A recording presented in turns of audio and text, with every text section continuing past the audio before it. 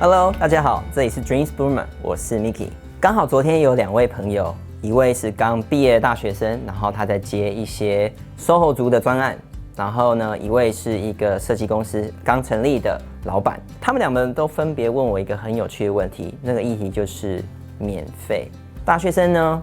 被他朋友去询问说，你可不可以帮我做一个免费的案子？他碰到的问题是，他刚好生病了，非常严重，需要住院。结果他的朋友一直夺命催完扣的，一直打，那他感觉很纠结，他觉得说，我都已经要免费帮你做，我已经不收钱了，而且我现在生病，我也没办法处理，你不能硬要处理嘛，所以就有点在免费，然后就升级到变成感情勒索这样的一个状态。那另外一个朋友呢，他是一个设计公司的小老板，刚出来，那他有一个客户突然就跟他说，我有一个很大的案子。那我希望你接，有点像是丢下一个钩子，听起来很棒，很大的机会。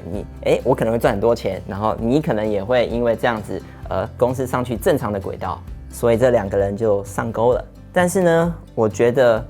我们可以再重新思考一下，当你说我接受免费的时候，其实你的代价是什么？其实第一件事情是你要先去思考一下你的心态，你在接受免费这件事情的讯息，不管是对方或是你自己来讲的话呢，其实它是有某种成本需要被支付进出去的。那你会想说，免费你到底需不需要接呢？那我觉得以下有8个不同的看法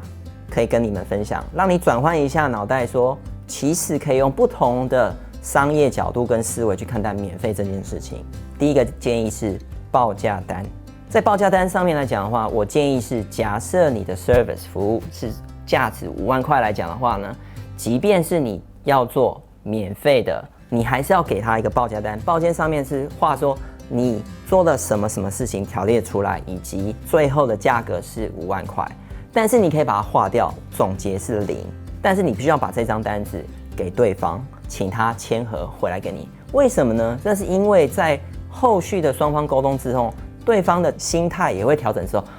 原来我朋友帮我做的这件事情其实有一个价格在这里面，以及里面有这些细项是需要处理的，他会给予比较多的帮助。要不然有些外面的人会觉得，设计画画不就那么简单吗？撇一撇就好啦，鬼打墙。这样子的想法其实大部分都会有，所以当你很正式的用对的心态出一张报价单给对方的时候，对方也会很认真的去对待你免费的这份 service。第二，你可以把对方当作你的销售人员，你免费给他做一个东西的时候，你知道他的公司或他这个人来讲，其实手上有很多案源来源，那你就可以请他说，你可不可以帮我把我自己的 service 服务介绍给其他人呢？等于是我免费的送这个 service 给你，你帮我介绍给别人，所以他就变成你的下线，他就变成你的销售人员，让你尽量的少要跑出去开发新的客户跟来源，多了一些机会。第3，我们来讨论交换这个概念。其实有时候对方也是有设置，例如说我是做平面设计的，对方是做动画的，其实本身是互补的。那我如果送一个5万块钱价值设计的给对方，是否可以问他说，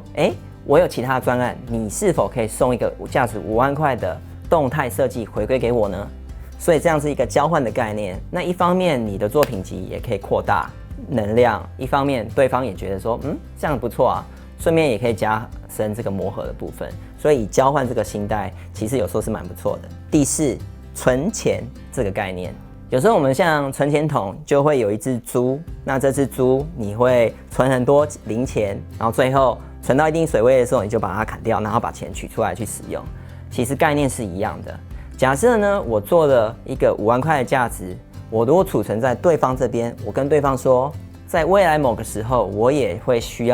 跟你要求说，你要还回来给我这5万块价钱的一个 service。那我觉得这是一个很好的存钱的概念。因为这是互换的，那等到在某个时期对的时候，你有这个案子需要对方的资源，你就可以把这个钱领取回来，所以这是存钱的一个概念。第5个，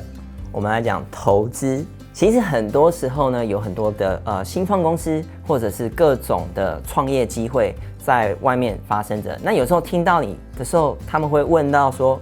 你愿不愿意投资我的公司？会想说，是用钱吗？有时候其实对方是需要你的技术或你的某种专业度的服务，那你就可以对反馈上是说，我可不可以把我的技术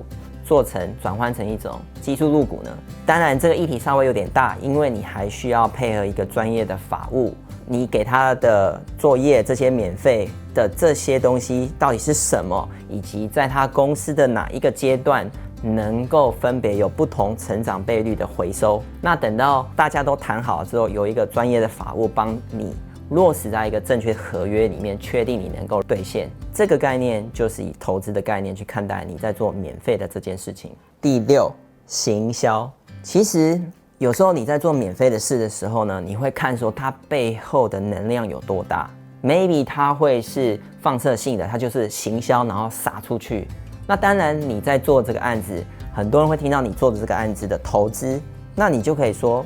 我有参与过，我做了里面的什么什么。那有时候你会很好奇，因为他如果行销撒出去撒得够多的话，你会得到很多的机会回来。所以呢，这个行销会就是把对方当成一个扩散点，你服务的送回去给他，请他把你这个服务跟 service 转换这个能量送出去，让更多人知道行销你自己这个服务。所以这是一个把它当作行销扩散点的一种看法。第7项呢，就是做一个 demo， 做跳板用。其实有时候你在免费帮对方做一些事情的时候呢，其实你可以把它想做，你们一起来做，成就一个更大的案子，跟更大完成度的专案。这个部分来讲呢，会变成你现有资源其实没有办法完成的事情。那当你这个 demo 专案打造完毕的时候，你就可以把它拿去给下一个客户或其他客户说，我现在的能力其实不只是之前执行的那个能力而已，其实是可以更大、更完整、完成度更好的。那当然，你的叫价能力之后也可能就会提升了。所以你可以把它看成是你要打造 demo， 做一个更好的跳板，跳到下一个阶层来做使用。当然，如果你现在已经有一个大公司在伸手跟你召唤的话，那你赶快去找一个策略型伙伴，用免费的互换的方式去打造一个 demo 吧。第8点是快速拉近关系，这感觉是什么意思啊？其实就是说，对方还没有提出任何东西，你只要听到他的案子，他的这个规模或这个想法是跟你的想法是很契合的话，你有一种热忱，你想要一起合作协作的话，其实你可以大声就讲说，兄弟，我赞助了。对方听到的时候，他会有一种很温暖的一种感动，就觉得说，哇，跟他聊聊之后，他既然不要钱，他自然就直接主动的，不是被动的，主动就要求说我要参与，然后我要免费赞助这件事情。那这是一种快速结合对方，让双方的共识以及热忱达到一个很高点，就是交朋友的意思。能够做到这样的地步，是必须要你先盘算你的成本是什么，你的成本、你的机会成本、你的执行成本，各种成本。当你知道你成本的时候，你也知道是说，在我的有的余力以外，我可以做这件事情，以及我可以做得很好。所以你要切记一点，当你答应了对方，你要说免费了之后，这代表你传递出去的讯息是你的成本是0，这件事情太简单了，是没有什么价值的。所以很重要一点是心态的转换，要确定你跟对方沟通好，确定是说对方尊重你的专业价值以外，你自己的心态也调整是让他做一个转换。那借我提到这8点，去转换成另外一种有更大未来潜在力的方式去看待你现在正在做的免费这件事情。不过我还是尽量发现说，如果你的公司或你个人的各种成本的成本评估其实不允许你去做这件事情的话，我建议还是不要做这件事情会比较好。等到你有很稳固的客户群以及案源来讲的话呢，然后你有余力可以做这件事情，再做会比较好。所以呢，之后我还会分享是说，我个人对于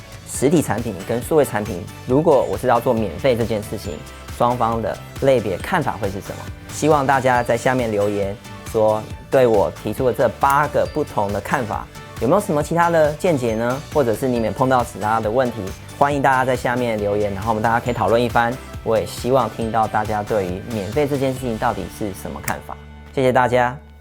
拜 ，adios，ciao。